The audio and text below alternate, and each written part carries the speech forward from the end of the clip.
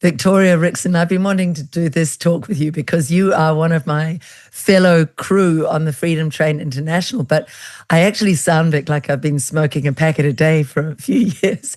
Mainly, I'm fighting a little bit of a cold. So I'm pressing on anyway, Vic, because you're going to do most of the talking in this. You have been a treasure for us. You've dropped into the team of Freedom Train International ambassadors as if you were just made to be there. But Vic, tell us about your background. What is your training and what brought you here? How did you meet Jim? Oh, thank you for that intro. It was lovely and I'm loving every minute of it.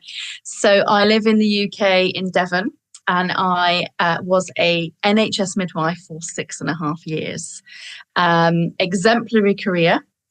And really, if I'm honest with myself, Liz, right back at the beginning at uni, if I reflect now, that one was when the oppression started. It was very subtle. It amplified the more years I cranked onto my belt. Give us an example of that. Give us where you picked it up, because there'll be people at uni right now who might go, yes, I was thinking that. So I was in first year. And we were told we weren't allowed to wear hoodies with midwife on it. We weren't allowed to promote ourselves as midwives. We had to conform in a line. We weren't allowed to put on social media that we were midwives or student midwives. It was so bad.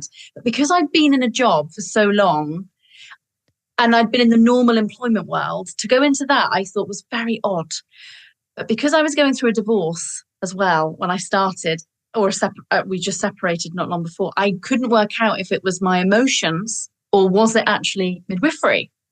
Now, I'll tell you a very brief story. My cousin went into labour at 38 weeks and 5 days and called me. And I had only been a midwife for about 7 weeks, a student midwife. And she rang me and said, can you come to the house? So I nipped to her house and I saw she was clearly in labour with her second daughter.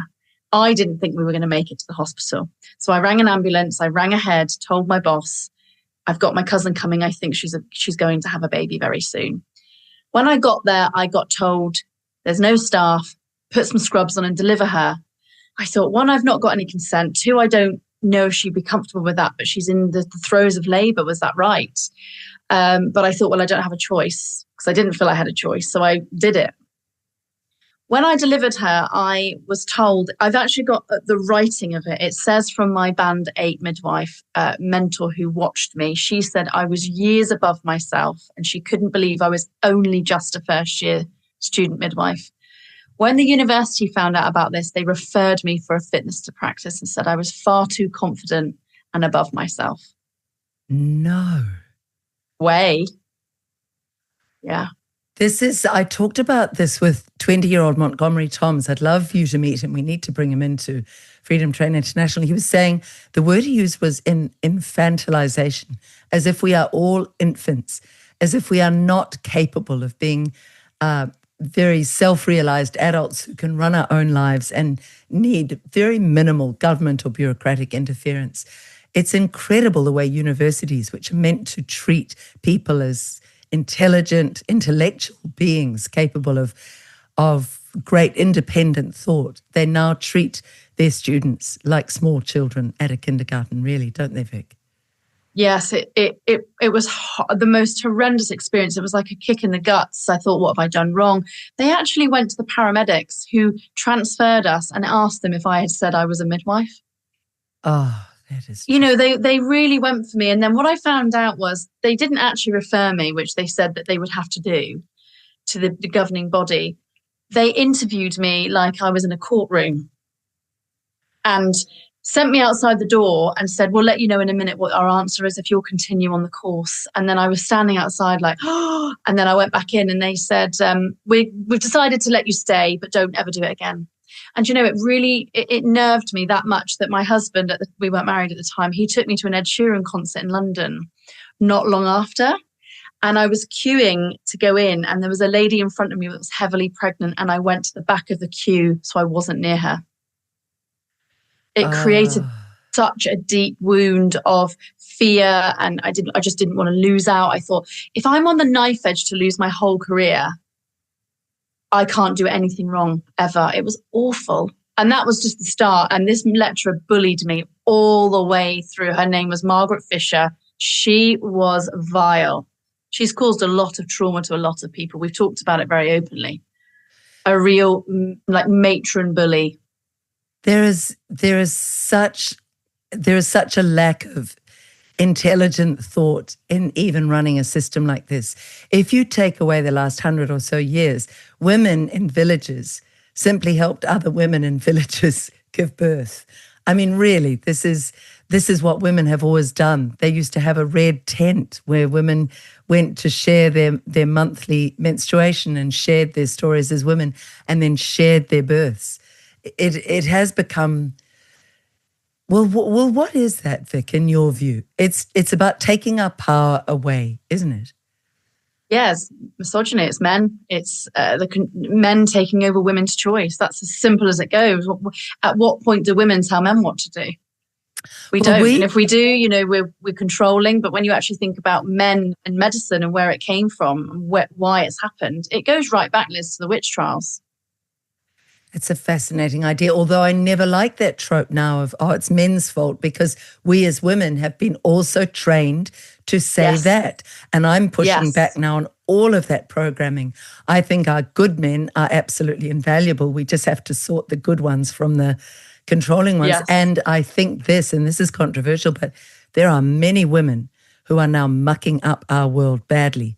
The female leadership in New Zealand, Helen Clark, she wanted to be the head of the UN, massive communist influence in New Zealand, corrupt, in terms of the UN corruption, let's get Marxism and communism out to the world. And then we had Jacinda Ardern. But look in Europe, Christine Lagarde and Ursula von der Leyen, these manipulative, conniving women are such a part, and the woman who was giving you a hard time, such a part of the world's problems. Midwifery is it's predominantly women. There's very few men on the register over here. And I worked with a male colleague, and I'm not saying that he wasn't a great midwife. I couldn't quite understand why a man would want to be a midwife, but that's his own personal journey. Yes. But I think for me, I had it in me to be a manager. I knew I would have been a good manager, and I knew I would never have gone against my own integrity. It's not possible. I can't do it. It's like I just can't do that. So for me, when I came out of it, I was still in it at the time. I started to look back at, we talk about this in the Freedom Train, frequency, energy, spiritualism. We talk about that. We talk about religion, right? Yes. We talk about it all. Nothing's off topic, and we don't have hard facts on it. But let's just take a look at that a minute. So when I started looking at the Nursing and Midwifery Council, which is our governing body, the Royal College of Midwifery, which is our education and union. They're very new to union. That didn't come in until many, many decades after they were the education side of it. But if you look where they were born and why they were born, who they were born from, it's all part of the collective corruption of the system. It's a way to coercively control you. The word midwife did not exist. It was called wise woman, the women of the community, the women of the circle, the women of your homes. They were called wise women. What a way to change and forget by changing it to with woman. It's modern. It's modernized. So if you're with woman, and back in the day when they were birthing around women together, they were called Neil Oliver told me this the other day, and it was something about they were goss women, and the goss women came to help you birth, and that's where the word gossip came from. Men didn't want women together because they gossiped, because they caused trouble with each other by, igniting their feminine energy to stand in their power. So they wanted to eradicate that.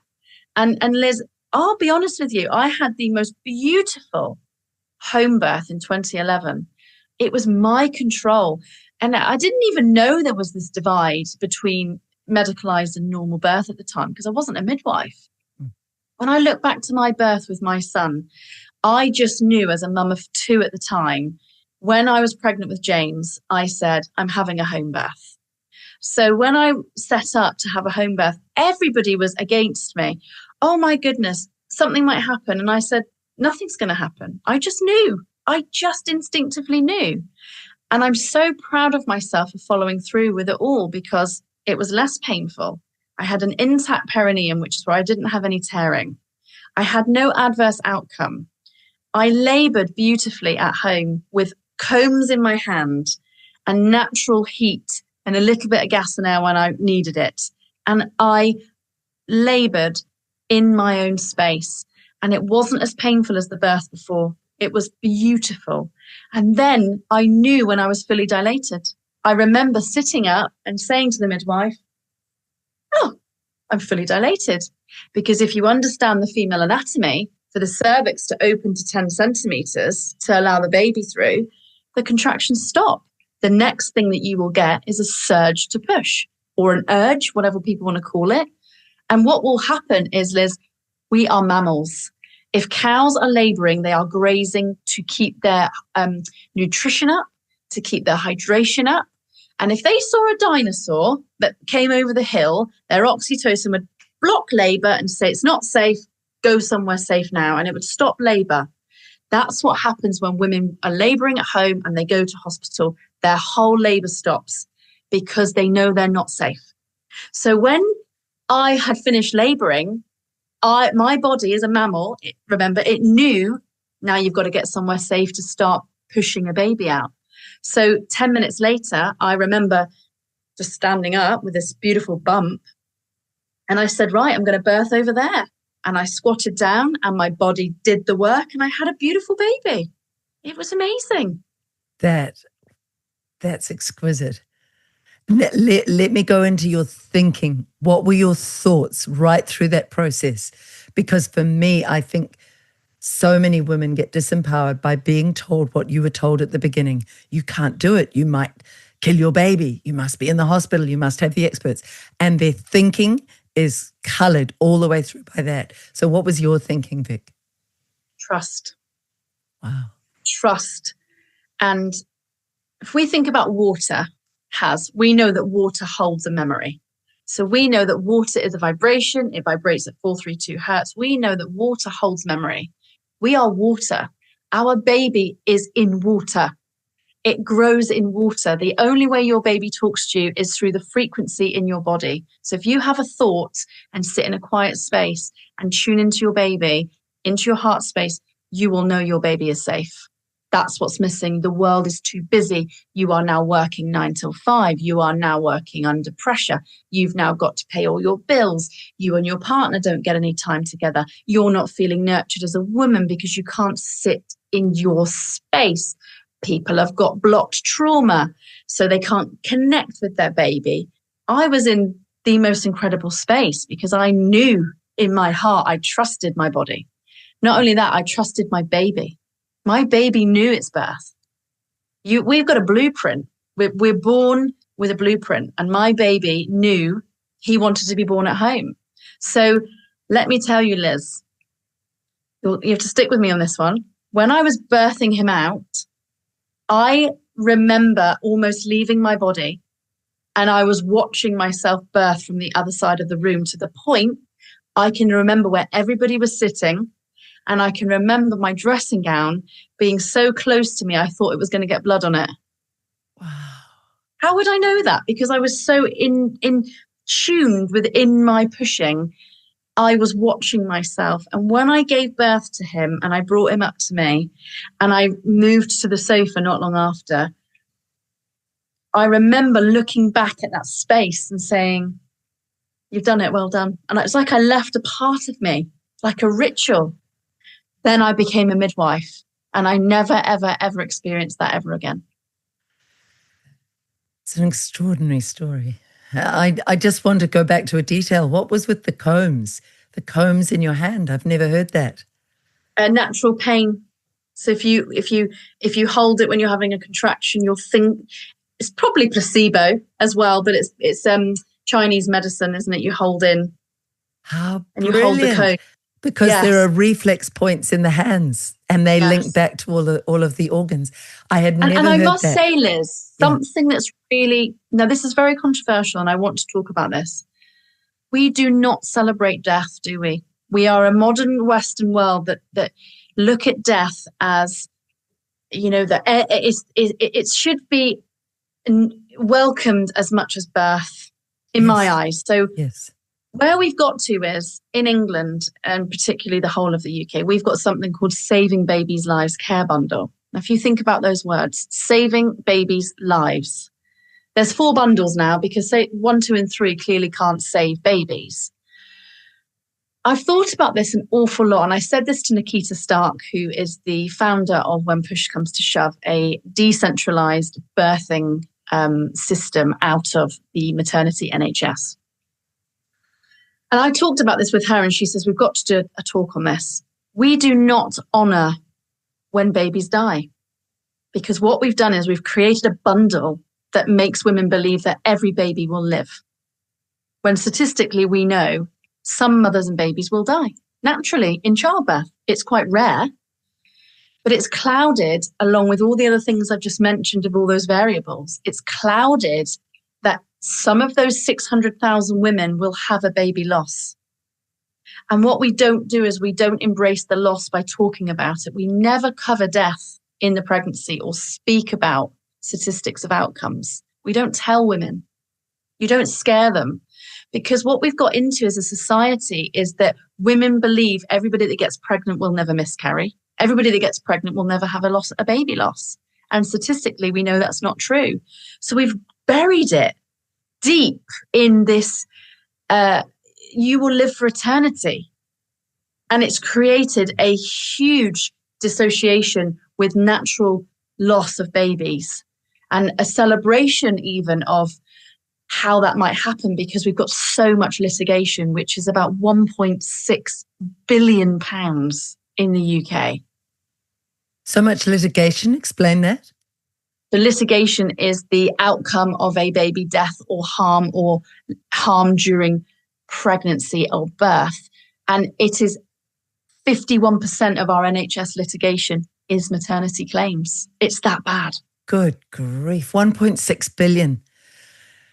No, I think, and you know, if we look at animals, we can accept it in the animal kingdom. We are animals. We are part of the animal kingdom. We are mammals, as you say. But that experience you had was so extraordinarily empowering. When I had my second child, I said to the woman who I had chosen, I said, the first midwife never understood me at all. So when I was 7 centimeters dilated, which is actually quite a lot for a first birth, she said, oh, you've got ages to go. Now, I suppose I'm programmed to achieve well if I set my sights on something. Her language, her sensitivity was so poor, that first midwife. She might as well have said, oh, Liz, you got a D+, you're failing. Now, the second midwife I had, she said that first one should have said, for a first-time mother, you are doing so well. You are going really well. You're on track. Just believe in yourself. As soon as she walked out of the door, she said, I'll be back hours later. I started vomiting because I felt that I had failed. So the importance of midwives, I tell you that story because any midwife listening, if you do nothing else, just say to those first mothers, you're doing brilliantly. You are, just keep relaxing at home. You'll be fine. You're healthy. You're fit. You're young. You can do this. Instead, of course, I ended up in hospital and it felt powerless and I felt overwhelmed. So the second one said, I won't go into too much more detail, but she gave me this beautiful image. She said, Liz, for thousands of years, women have birthed, and there is almost a funnel of their birthing energy. They birthed at home, they birthed under tea bushes in India while they're picking tea leaves, in the olden days. We're talking millions and millions of birthing women and their energy. So when you are birthing, tap into them. Ask the mothers, ask the ancients to come to you. And that is what got me through from a first birth of total intervention, a sense of complete failure, that I had let my baby down, that I was not able to do it, my body couldn't do it. The second time it was, come to me and help me. And that birthing energy, I had a natural birth. And I say that for parents who listen to your story and think they too have failed somehow. There's no failure in this. It's just a learning and a picking ourselves up. And I think from my experience, Vic, a recalibrating of our thinking. If mothers if mothers know we can have the experience you've had, who knows what our bodies are capable of doing? Absolutely. We've robbed them. We're robbing women, 600,000 pregnancies in the UK, births in the UK, and 52% are induced. That's the state we're in. 40 odd percent are now cesarean section. We've got, 300,000 women having induction, having their vagina tampered with. Yes. I had 9 vaginal examinations on my last birth. 9. I wrote a post about it. I had 9 in 24 hours. My privates were on fire. I was so traumatized. My husband thought I was dying, and I was a midwife. Oh, Vic. My colleagues were like, what is happening? Like, I was screaming because the ProPest that they give you, if you think the vagina has to be quite moist for a baby to be able to get down. So if your waters haven't broken, you tend to find your discharge increases. You might get a show where it's a little bit more flowing of juiciness. That's the word. It's almost got to be that a baby's got to be able to get some resistance, no resistance to get down. So if you think about it like that, the ProPest itself that they put into your vagina, the string is like a tampon. And that string is filled with all the hormones that start contracting your uterus. And that was all on the outside of the labias. So it inflames your labias. It is so utterly painful. I have never felt that much pain in my life. I was distraught by my last birth. I almost feel robbed. Because I was a midwife, I trusted the system. But I've had 4 babies then over 18 years. And I could not believe the change in the system. It was, between 2011 and 2019, the birth couldn't have been it was like polar opposites. It was so traumatizing. Give us some ideas on that, some examples of that.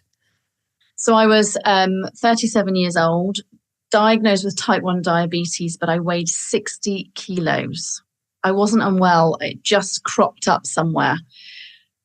When I went to my consultant appointment, bearing in mind these are my colleagues, I walked in my little dungarees with my little bump, and I was nervous because I've always been healthy. I've always looked after myself, never smoked, a very, very social drinker. And sometimes I went 10 years without drinking. And I went in and it felt like 500 people were in that room, and I was a midwife in that hospital, and they all came to look at me because they'd never seen someone with type 1 diabetes like me. They were poking at my nails. They were looking at my skin. They were whispering, and I had to have EMDR eye therapy treatment to get over that day because I was so traumatized. And they were saying, your baby's at risk of stillbirth. Your baby's going to die. If you don't get your diabetes under control, you're going to have to be induced. And I was just there going from this beautiful home birth in my head because I was due on Christmas Eve. I thought, could you imagine my pool and the tree and, the beautiful scent? It was robbed from me in that one moment, Liz. It was stolen. And I was there going, I can only describe it as, when you are pregnant, you have this vulnerability blanket, but it's not vulnerability. It's actually a superpower. Yes. We've turned it the wrong way. It's a superpower, but we're told and we're pulled down into low vibration that we can't do it. And it has to be handed over to the doctor to then deliver your pregnancy and birth. So I remember walking out of that hospital. I do not know who I called, but I was distraught. And I still to this day don't know who I rang because I was so inconsolable. I was 25 weeks.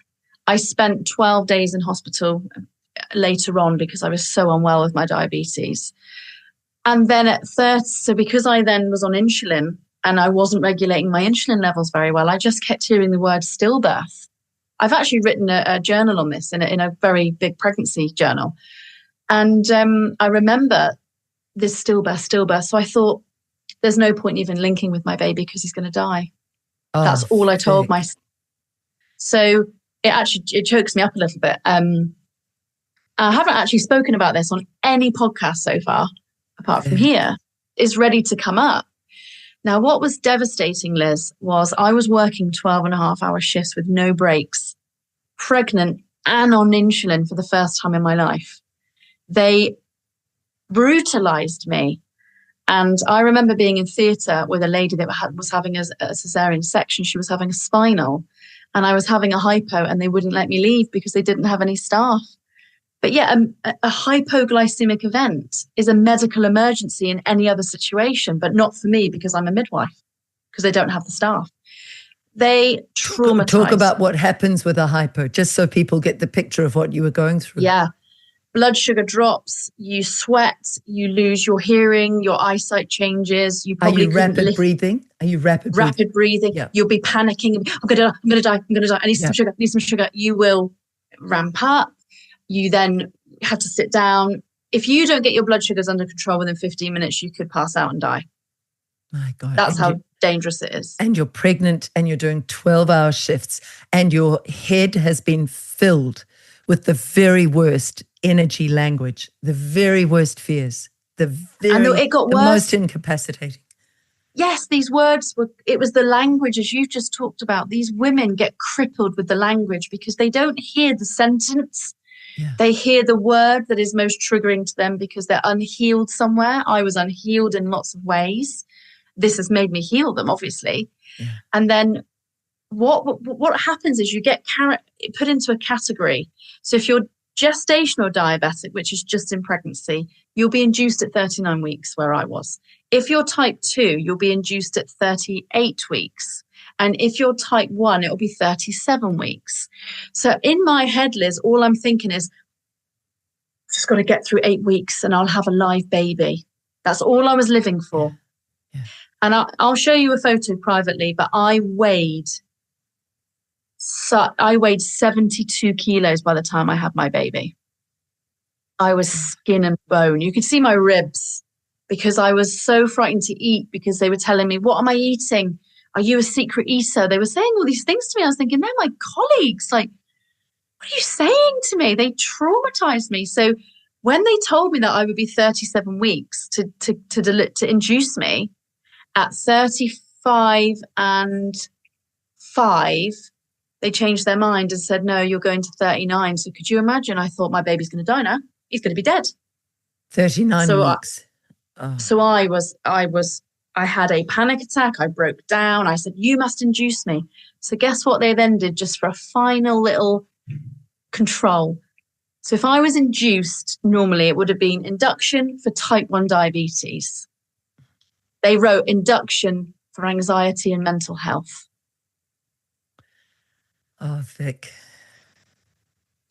And how has that baby turned out, given the environment in your body would have been filled with anxiety? Did you have a very anxious time with that baby in the first few months? What was it like, Vic? Yeah, really tough. The birth was really, it was quick once they broke my waters. But he was born on the very first day of the COVID outbreak on the 2nd of December. So it was all starting to talk. And then obviously I'm then living in will my diabetes go away? Will I have to live with it? So I was living in, my husband will tell you, I was unrecognizable. I've never, ever, ever gone through anything like that in my life. And it really opened up my eyes for other women and what they endure and how desperately heartbreaking it is. So what then happened with Henry was that I didn't bond with him as well. I found him intolerable at times. I definitely had, I think, anxiety and low mood through the pregnancy anyway, so it just exacerbated after. But then at 5 months postnatal, my husband was made redundant in the lockdown because they couldn't furlough the company. So I had to go back to work when my baby was 20 weeks old. And I worked 65 hours a week on labour ward without a break. And then to add insult to injury, Liz, I came across the health and safety law that said in infectious diseases, women who are 6 months and under should not be working in that environment. And they missed it and shoved me in there. 6 months post-birth, you mean? 6 months post-birth? Postnatal, post-birth, yeah. Oh, Vic. So this is like your long, dark walk through the, in the Bible in Psalm 23, it's the valley of the shadow of death. And we've all been there in the last 5 years. We've all had those times of, well, some call it the dark night of the soul. It must have been hell, Vic. How have you renewed or built that bond with Henry now? Oh, I've got 4 boys. He's great. He's a different child though. He's born in a very different energy. He's Yes. bringing a different feeling to life. So he's very tenacious, whereas all my other children are quite relaxed and very plateau. So I'm trying not to judge the fact that he's not like the others. But what I will say is it made me realize how corrupt my own maternity care was. That's when it started. I was meant to have him to learn all of that.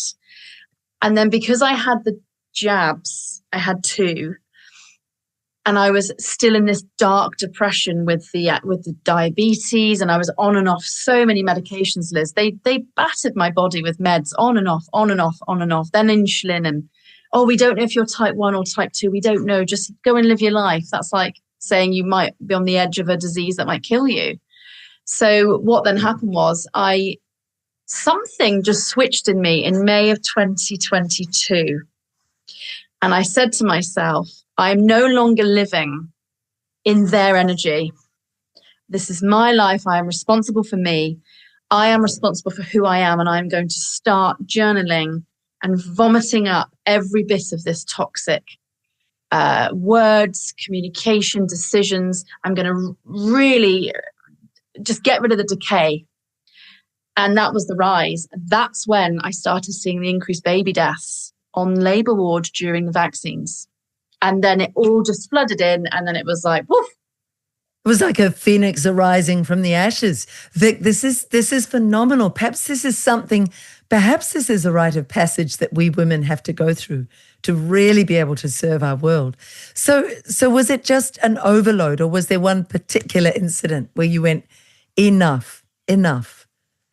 I'll be honest, what it was in COVID, in the middle of a pandemic, the government pushed a new model onto maternity services, and we had to implement that when you had COVID. And that never made any sense to me. So I thought they're either trying to hide COVID, or they're either going to be trying to hide some statistics by using a model that they could then blame.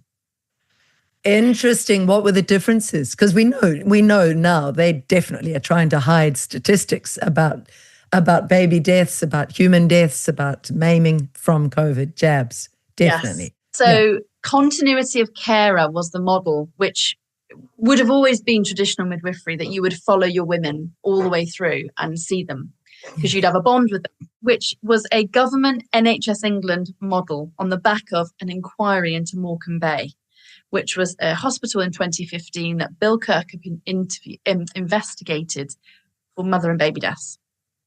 From the back of that, continuity of carer was imagined by Bill Kirkup. No, continuity was always around for forever because women followed their midwife from start to finish. That was continuity. But we don't work in that way anymore because of the geographic, that the hospital's so prominent in the care, and it's much harder. So they decided that this was mandated on the brink of COVID, and it was delayed a few months. And I went and did some research, and I thought, oh no, I know what they're doing. There's something not right here. So I supported it, as I say, and I think my boss thought I was licking her backside or something. I really wasn't. I was just one step ahead of probably what I realised all of my colleagues. Do you know, Vic, that's the art of war. Sun Tzu says, keep your friends close, but keep your enemies closer. So you were letting the enemies right in so you could study them closely. Yes, I was.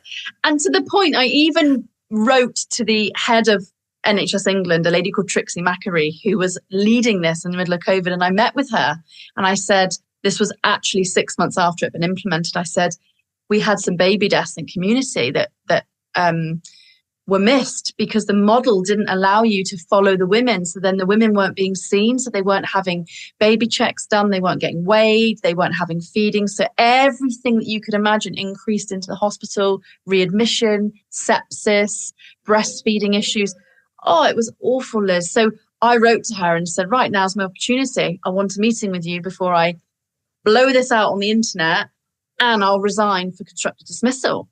So she met with me and she was just an embarrassment. She was chomping on a boiled egg, and I thought, I could run this country better than you. Anyway, they pulled the model after I handed in my notice because they probably knew I was going to say something. But they pulled it. But I often wonder if those women whose babies died, did they know that we'd plonked a model on top of a COVID pandemic, which saw 17 midwives already leave. So we were already down, and then loads were isolating. And then they paid the agency midwives more money to go and vaccinate. So then we lost all this staffing. So these women had no clue. So I was disgusted, Liz, disgusted with them. The whole system you are disillusioned with. I mean, when you were talking about your own birth, you said a profound line, Vic. You said in all your time being a midwife within the system, you never saw any woman having a birth like this, did you? What were the births like primarily? Simply more and more interventions and less power in the hands of the women. Would that sum it up? Yes. And if I went to a home birth, I mean, it was beautiful, but it was still intervention. It's still you're touching them and you're intervening. I mean, I'm not against intervention when it's needed. It is needed. And I do believe that sometimes for safety, women do need a midwife there. But if they don't, on the other side of it, I speak to people this lady said the most profound thing to me. And I have mulled this over an awful lot. She said, Victoria, I am so at peace as a woman and a mother that if my baby doesn't live through birth, it was never meant to. And I will honour and celebrate our birth and our journey, but I will do it on my terms in my home. Oh, that's beautiful. And I just thought, she is so right. But what's happening, Liz, is these women are coming into hospitals. They're on the bed. Their legs are in stirrups. They're on their back. They've got epidurals. You're then pulling, the baby out. I heard the most horrendous story the other day. So many awful stories have come out this week from women having 4th-degree tears where they're tearing from their vagina to their bottom, which means they're at risk for the rest of their life having sexual relationship issues. They're having an issue with the birth. It will be this locked-in trauma. So I'll be honest, I wasn't a midwife. And I said that all along. I was a facilitator doing something, but it isn't. And if you have to write the role of a midwife, we are going wrong. Because the role of a midwife is simply to hold space for a woman to make informed choice about the birth that she wants with a dead or alive mother or baby, in my opinion.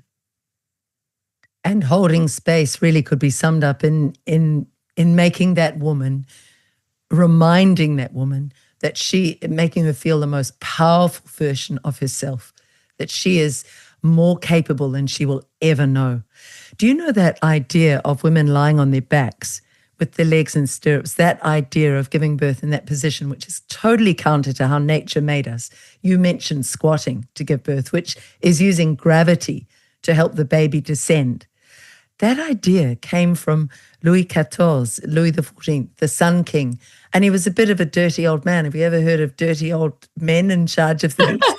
Just once or twice. Apparently he loved standing behind the curtain, looking at his various mistresses giving birth. And so to accommodate his leering, they created that position, which because his court was so fashionable in Europe, that fashion took on. Women are fast adopters, but sometimes we just need to question, where has this idea originated? I mean, squatting is a far more practical way when Mother Nature and gravity help the woman or whatever that force is. It's crazy. Absolutely. And most women say, I've got to get off my back. I've got to get off my back. Let them roll, let them stand, let them rock, let them sing, let them cry, let them speak, let them go silent. Let them be. We don't let them be, Liz. And this is the problem. They come into triage, into labour ward, and you see them, they're automatically in fear. Yes. They are scared. And now imagine our newspapers every day are giving a new story of a new maternity horror. And women are still going into these hospitals because they have no choice and they don't understand where to go next. We'll get here.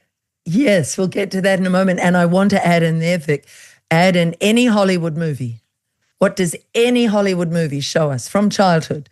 Women lying on their back, screaming in agony and pain and going, I'm hurting it. The depiction of birth in Hollywood films has been horrific. We never see a calm, natural birth in a Hollywood movie, and we know how corrupt Hollywood is. So what we're saying here, Vic, is there's been a deep programming of women. Women are traditionally, because we raise children, willing to adopt ideas quickly. Unfortunately, that works against us. So now we have to, as women, discuss this really openly. What is a better way, a more sanguine way for us to birth? So take us to that in here. Take us to those ideas that have birthed in you because of what you've seen, Vic. What are the ways women can take back their power and do it differently? There'll be women who are pregnant watching this right now. So if I unpick what I've learned from my own birth, is that if I had have dealt with any traumas that I had endured in my life, I wouldn't have handed over any of my power, and I wouldn't have been triggered by anything that these people would have said, because I would have known in my heart space what was going to happen. I would have been connected to myself. So because I was running low vibrationally and I was running low on confidence and belief of life and who I am as a woman, and that divine in myself, the divine feminine energy, I didn't know how powerful I was. I'd forgotten, because sandwiched between my birth in 2011 and my birth in 2019 was a degree in a system, in an indoctrination and a cult, which was oppressive, which I was at 4 or 5 days a week, and I was broken. If I hadn't have gone through that, I would have been more empowered. And if I pull it back even more, if I had dealt with my parents' divorce when I was 14 and really understood what that did to me as a child, as a teenager, in the most profound years of my life, I wouldn't have been triggered by Imogen Montague's comment that my baby was going to die, because that's a sign of abandonment. My baby's going to abandon me. He was never going to abandon me, but because my parents abandoned our ship, our home, our haven, I went straight back to that feeling. So I've learned, now I'm healing, and I heal all the time, and I mirror and I reflect, what did that mirror in me? What are you mirroring? So if someone says something to me, which is very rare now, I just go, where am I feeling that? What is this showing me? The shadow work behind yourself will allow you to come into your self-love. I love every part of me now. I never used to. I used to look in the mirror and go, don't like my belly. I don't like my nose. I love every part of me. And because of that now, if I ever had the chance to have had that birth again, it would never, ever have gone that way. I would have said, thank you for your time. Thank you for everything you've said. I am going to go away and have some time to mull it all over. Probably ignore 99% of it, but I thank you for your energy and your time and your space, and I will make my own decision. And I didn't. I'm to blame for that birth, not those doctors and not those people. Me. I chose it, and I have to take responsibility. Vic, that is just extraordinary. That is just extraordinary. There is a lioness inside every woman. You talked about, I asked you whether it was a series of events that made you take back your power or whether it was one thing. I'll tell you what happened after the birth of my daughter. I went to an osteopath. I realized the whole hospital system had let me down so badly. Yeah. And she worked on my baby, who wouldn't sleep. And she said, the baby's head with the forceps, the bones around the head are meant to open and close as the cerebrospinal fluid flushes up and down the spine into the brain. Made perfect sense. So every time this fluid flushed into her brain, this little baby got pain because the forceps had jammed the whole head space. And so she worked on through osteopathy very gently, just opening that up so they could move like the tide, like stones under the tidal waves. So the baby slept through the night, and I went back to my doctor the next day and said, exciting news, she's now sleeping, and I found this osteopath. And his response to me, because I found later he was saving up for his newly married, and he wanted to get a mortgage, and he wanted women who were giving birth to be an easy source of money for his mortgage. And that's how cynical it was. He said to me, don't ever let those sorts of people work on your baby. You just have a bad-tempered baby. Now, the lioness inside me, Vic, said, she looks like an angel when she sleeps. She's absolutely beautiful. She just can't sleep. And this roar came up. How dare you? How dare you take my power as a mother? And I walked out of there and thought, if I believed that man, my baby and I will never bond and will never be close. And it will ruin my relationship with my girl. And that was the moment I said, I'm taking back my power. It's up to me now to find out the people who really will heal, the people who really will help, the people who will aid me in being the best version of me. And from that whole journey you've just talked about began. It's such an exciting time for women right now in the world to say, after 5 years of this absolute nonsense, the lying, the manipulation of us, that we are going to help to lead this world to a better place. It's just a glorious interview with you, Vic. It's lovely to work with you. I want to move to that right now because there are other stories we need to cover off in future interviews about what you've gone through. But take us to Freedom Train International, how you met Jim, and what made you decide to become one of the ambassadors and such a valuable part of our team. Yes, so Jim reached out to me on X. So when I left my job, I actually found the email today where I wrote an email to my director, the chief executive of the hospital. And when I actually hadn't read it back before, and I read it today, and I said here, I've reached the end of the road and I will exit my employment on the 7th of April. I've written up my exit interview and I will share this upon my departure. I would like to set the tone that what steps I take next are for those left behind and to find a way to support my beloved midwifery from afar. She left a few days after that, the chief executive, not saying because of me. I think she knew I was a force to be reckoned with. So when I left and I whistle blew, I got a call from a director, not her, saying that I would go missing overnight. So when I started X and I put that out on X, Jim saw it and asked me for an interview. So I went into a fantastic interview with Jim. And I think because we touched so much on the placenta and the financial element of birth, what it was costing women to have a home birth versus a cesarean and an intervention, I could see his little brain ticking. The cogs were going in his head, his pen was going. And then afterwards, he said that he learned so much that he hadn't actually thought about, because I'm a believer, Liz. Birth is the start of it all. Birth is the start before, you get to school. It starts when you get there, and then it's at university, and then it's getting a car and into debt and into finance and into medical. It's one big systematic, multifaceted corruption, but it starts at birth. Yes. So the reason why nobody talks about it is because they think it's just feminine women having a moan about their birth. Oh God, it's so much deeper. And I think Jim saw that and then said to me, I would love you to be an ambassador.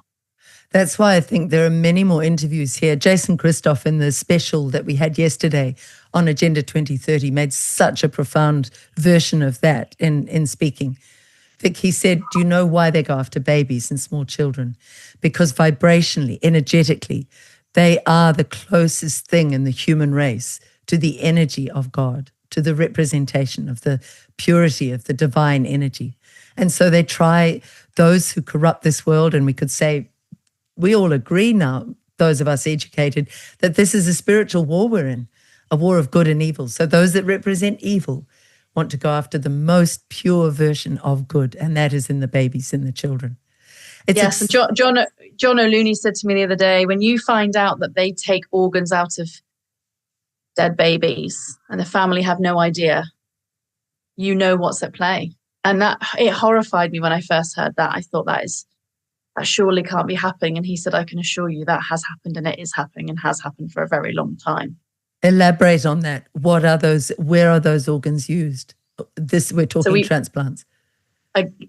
Transplants, but the parents are none the wiser that their babies, when they get them back from the mortuary before a funeral, have their organs missing. Oh, it's disgraceful. John was saying to me that, when you start hearing that, and then you start thinking, oh my goodness, I have sent placentas from my hands in a tub to Oxford, which is 4 hours from where I am, to be investigated. I don't have, under the GDPR law, the right to ask if it's come back, where it is, who's looked at it, and what did you find? How do I know where these placentas are going? And they've got my name on it. It all made sense. So for me, to learn all of these things, it has to be spiritual. You're thinking about what the rationale is behind all of this. And the majority of people, Liz, will not want to hear this. They will not understand this. And I have been given information that placentas are being sold for £50,000 for the stem cells. So during COVID, Liz, women were not allowed to have partners more than their mother in the room. They had to pick their mother or their partner, and most women want either or. During COVID, I remember standing outside room 2 on labour ward. It's right before triage. There was a lady in the corridor, and I had a mask on, and I recognised her, but she was thinner. I said, oh, what are you doing here? She said, oh, I'm a stem cell collector. Now, nobody asked anything because we knew her from before. But she was in the ward during COVID when the woman couldn't have her mother there. And we had women labouring alone because they didn't have childcare. But yet a stem cell researcher can walk in the middle of a COVID pandemic and all of a sudden stand outside a room collecting stem cells. All made sense. It is so dark. The money, the greed within our whole mainstream medical system now, the fact that greed is running so much. That's horrendous what John O'Looney said. During the election when I stood up in the end of 23, somebody sent a letter that I read out, and we'll put it underneath this, even though it's a little bit time dated now because it was to do with an election message, but it was to let people know in that election period, Vic, that Jacinda Ardern, the supposed mother of a supposed small child, and there's another whole story there which I won't go into, had allowed full-term abortion during her tenure as Prime Minister. And this letter, when you hear it, I had so much response to that from people saying, I had no idea. She never discussed that with New Zealand. I do not want that in my country. Babies that are being allowed to die on the table. And that's another whole story we need to go into. There really is a series of interviews we need to do with issues that you're looking at. This was an introduction to Victoria Rixon, but it's been an extraordinary introduction. We will put the Jim Ferguson interview underneath this as well, if people would like to watch that for details of what you have gone through, and we'll cover them off in future talks, Vic. But I really wanted to welcome you in as an ambassador and say how much it's meant to me to work with a woman of your caliber, your courage, but also to ask you what you think the potential is for Freedom Train International in this war of good and evil. How do you think we really are contributing and can make a difference for our children? Well, for a start, it's one of the only uncensored media platforms, isn't it? I'm finding it's whatever Jim's content is, nothing's off the radar for Jim. I know that I went to the BBC this week and Sky, I think it was last week, this week, the weeks merged, don't they? They weren't interested in the story that I had to tell them about a local hospital with regards to volumes of baby deaths and poor management, and the patients don't know about it. And it was such a lie. Cover that off, Vic, because I'm going to put a challenge to the BBC. Why are you not picking up on this? Just tell us. I know a little bit about the story, but tell us what that is briefly, and we'll do it in a future interview. Yeah, so I got a call from quite a few midwives actually saying about a local hospital, Torbay Hospital, had quite a few baby deaths due to various reasons I don't fully understand yet. But what was happening is they didn't have any management to cover their their inpatient setting and labour ward. Now, a labour ward manager is a skilled manager who is able to adapt in very acute, fast-paced change. But also you're talking about medicine and drugs and risk and health and safety, and it takes a long time to pick up on that. Now, apparently they put a junior band 6 midwife to cover the whole of the inpatient setting. who wasn't qualified.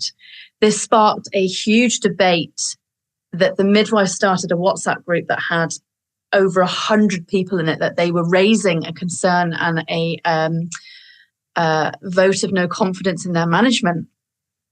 So I obviously got hold of this, did my due diligence, and actually rang the person who agreed this, and named the person that she agreed could do it, and she wouldn't speak to me. She said I had to go through comms. So I've recorded that call because this is huge. The patients have no idea. I was waiting for a statement from the hospital to say, we're in a critical incident in maternity. Please, if you do come, just be aware we don't have any management. Now, Liz, what concerns me is not long ago, there's two hospitals close together, Exeter and Torbay. There was about a 40-minute drive. Exeter closed its doors, which is really unheard of a few months ago. So all of the traffic and the women that were going here had to go to Torbay. They only had 4 midwives on that shift.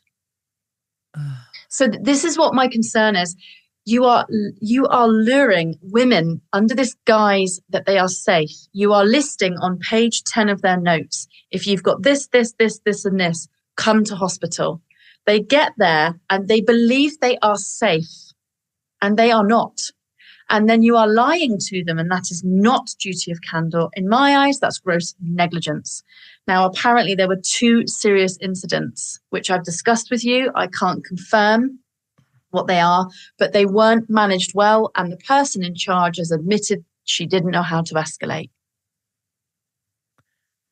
So in the BBC, I've given it to them. I spoke to Sky for over an hour, and she said, look, I need to get actual credible evidence. Well, let's be honest.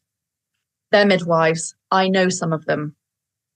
It's not going to be difficult for me to validate if that story is true or not. It's happening across the whole of England. And let's be honest about journalists. When a journalist says that is a complete dereliction of duty. It is up to a journalist to get the credible evidence. That is the job. If you're not doing that, if you're not taking a lead and going out into the community and talking to everybody you can and finding the story, you're not a journalist. That's incredible. But of course, do you know what, Liz? It's the hard bit. I can't get my head around. You know that women are dying and babies are dying in that building. That's like finding out your neighbour was killing all of her children, and you just walked on by and went to the petrol station. Yes, I cannot get my head around it. And if you are turning a blind eye and you are the voice between the truth and the silence, you are complicit. Absolutely. And not only that, but the BBC still has a role, which is it has seemingly completely turned its back on in holding the feet to the fire of the politicians who should be making sure these hospitals are funded so that there are 2 hospitals with enough staff to be able to look after the number of mothers who are giving birth if they want it there. But let's remind mothers there are other paths potentially if you want to look at that. And nothing comes easily. If it was easy, everyone would just flow that way. So that whole idea of getting to know yourself, getting to find the lioness within you, doing the work on the things that caused you trauma. Before we finish, I want to ask you what EMDR is. You mentioned that earlier in light of the trauma you went through when you were being put through the ringer on your diabetes. You said I had to do EMDR. Can you mention what that is? Yeah, so it's the rapid eye movement therapy.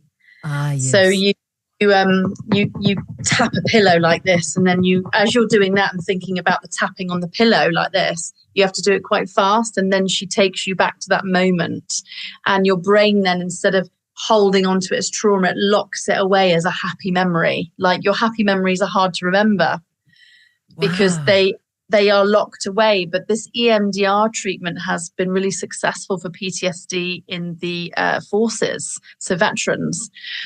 So it was great, but it was this room I was stuck in, and it was that very day where they told me, and they were poking at me and told me I would have a stillbirth. I struggled with that very day, and she brought me through with this EMDR. I can't say if it was fully that, Liz, because I was already on my healing journey by then. Yes. I was already doing the meditation, journaling, the real crying out and actually acknowledging that it was really painful. It was a really painful time, and acknowledging it and sitting for 7 weeks in my own house and not moving and just being uncomfortable. Yes. That's my experience too, Vic. It's multifaceted. You have to try many things, some of which will be wrong paths, and you back up that dead end and you go, well, I'll try something else. But it doesn't matter what works. What matters is that something works or a combination of things work. What a delightful talk. So, Vic, you're a long-term Freedom Train International member and crew member and helping run the train with Jim Ferguson. Has it been what you expected, or have you learnt a great deal, as I'm learning every single week with Jim? Yeah, I'm sorry, I didn't even answer that question because we go off, don't we? I just think with the Freedom Train, it's bringing all the countries together and all the speakers. That is so wonderful to see. You can see their little eyes going, oh, that person's in England or that person's in Australia. And, I love that part about that connection. But I think as I see this growing, a bit like Cassie was saying last night with the national residents, I've got a bit of a feeling this will start evolving in the countries. It will be like because Jim's outlook is, he's such a gentleman. He doesn't have a bias. He just makes his own opinion. He doesn't judge anybody for that opinion. He allows it to flow. He's not a dictator. He's just brilliant. So for me, I think Jim's energy with what he's pushing on with the Freedom Train, as it expands, will just evolve into these countries, and hopefully can then start coming down into little regions and pockets, I think. In a way, he's like you with the midwifery. You held space. Jim holds space for ideas. Yes. What I most love is all ideas can be allowed and honoured, but they must be done with respect. So we're getting back to a world, or an idea of a world, where we may have different views, but we treat each other with respect despite those different views, and we listen to each other and we grow our ideas. And most of all, we grow this people's movement of the world from the ground up. It is not from the top down. There is no tyranny. Absolutely. And one of the most heartfelt lines he ever said, somebody asked him once in one of our meetings about, we need to get this justice. And he was absolutely for that. But he said, we've got to feed the children. Yes. And I just thought, you are such a good man. So for me, leaving a toxic, oppressive cult, and then this being my sort of new opportunity outside, because I have no idea where I'm going unless I'm going to become a barrister, which you'll probably tell me not to do. But based on Friday, I'm like, I might be able to be a barrister. And we'll talk about that in a future interview, your wonderful legal action. Yeah. I feel like there is a good world. There is a good life. And right now I'm just rolling with it, Liz. I'm just rolling with it. I don't look too far ahead and I don't look back. It's so funny. I could see you in the law, yes, and being a wonderful force for good in the law. I can also see you as a really effective journalist and investigating and doing what the BBC is not doing, following up and honouring the stories of those whose stories need to be told and are being hidden. Vic, it's a delight to work with you. I love it. And you're so hungry for knowledge. You're so ethical. You're so humanitarian. It comes so naturally to you. And on all of those things, you qualify as a Freedom Train ambassador and much more. It will work in the future. In other interviews, I want to talk about your legal case you're taking, because I think it will encourage many others. But it's a belated welcome because you've been with us for a while now. But welcome to the crew, Victoria Rixon. Thank you, Liz. And if I could be anything like you, I would be overjoyed. Well, just avoid the husky smoker's voice that I've got at the moment. Lovely to talk, Vic. We'll talk soon. My darling, take care.